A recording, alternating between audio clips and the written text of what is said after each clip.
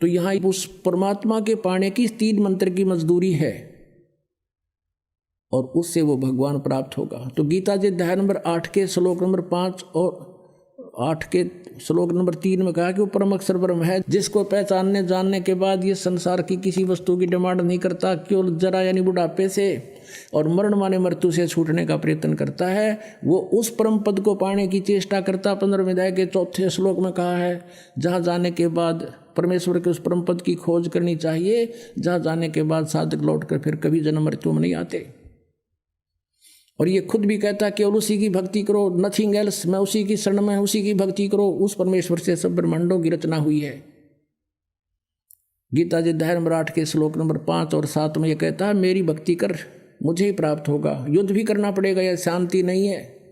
गीता जी अध्याय नंबर 18 के श्लोक नंबर 62 में कहा कि यदि तुझे परम शांति को प्राप्त करना है तो उस परमेश्वर की शरण में जा, उसकी कृपा से तू सनातन परम धाम में चला जाएगा, जहां जाने के बाद फिर लौटकर कभी नहीं आएगा।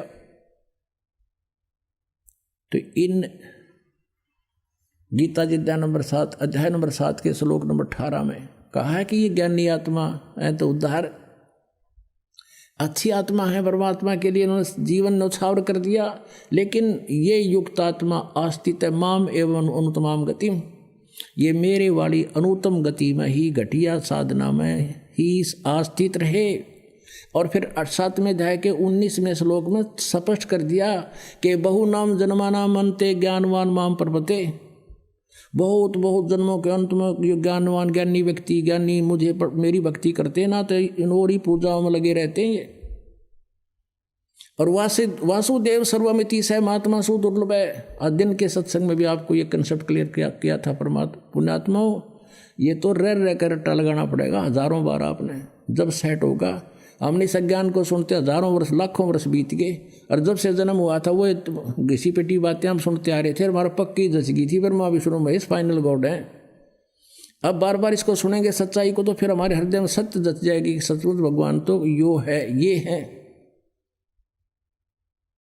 अब 7वें अध्याय के 19वें श्लोक में कहा है कि बहुनाम जन्मानाम अंते ज्ञानी ज्ञानवान माम प्रपते, बहुत बहुत जन्मों को किसी अंत के जन्म में कोई पुण्यात्मा ज्ञानी आत्मा मेरी भक्ति करते ना तो और असाधना में अपना जीवन व्यर्थ करते हैं। फिर उसकी दूसरी पंक्ति में 19वें श्लोक में 7वें अध्याय में कहा कि वासुदेव सर्वमिति स महात्मा सुदुर्लभ है। ये बताने वाला वासुदेव माने कुल मालिक, सबके ऊपर जिसके अधिकार है, पूर्ण परमात्मा, कंप्लीट गॉड, वो सच्चिदानंद घन ब्रह्म ही सब कुछ है। वासुदेव माने सच्चिदानंद घन ब्रह्म समझो, जो जिसकी सबके ऊपर प्रभुता है। श्री कृष्ण जी वासुदेव नहीं, श्री विष्णु जी वासुदेव नहीं। वासुदेव माने सबके ऊपर जिस भगवान की कंट्रोल हो, सबका मालिक हो। ब्रह्मा विष्णु महेश, रजगुण ब्रह्मा, सतगुण विष्णु, तमगुण शिव जी, केवल एक इसमें ब्रह्मांड में एक एक विभाग के मंत्री हैं। ये कंप्लीट गॉड नहीं, वासुदेव नहीं है। इनका पिता केवल एक ब्रह्मांड में और 21 ब्रह्मांडों में ऐसे ही एक मुख्यमंत्री का रोल करता है। ये कंप्लीट गॉड नहीं है, ये वासुदेव नहीं है। अक्षर पुरुष जो गीता जी अध्याय नंबर 15 के श्लोक 16 और 17 में कहा, ये 3 पुरुष बताए, अक्षर पुरुष, सर पुरुष, और उनसे न्यारा 17वें श्लोक में कहा कि उत्तम पुरुष है तो अन्य, वो परम अक्षर ब्रह्म है।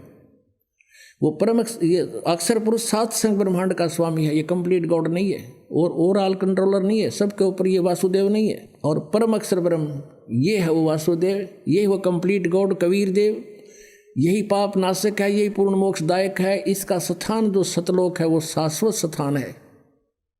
कहते हैं ये बताने वाला कि वो वासुदेव सर्वम, वो सब कुछ है, स महात्मा सुदुर्लभ है। वो संत, वो महात्मा तो बड़ी मुश्किल से मिलेगा।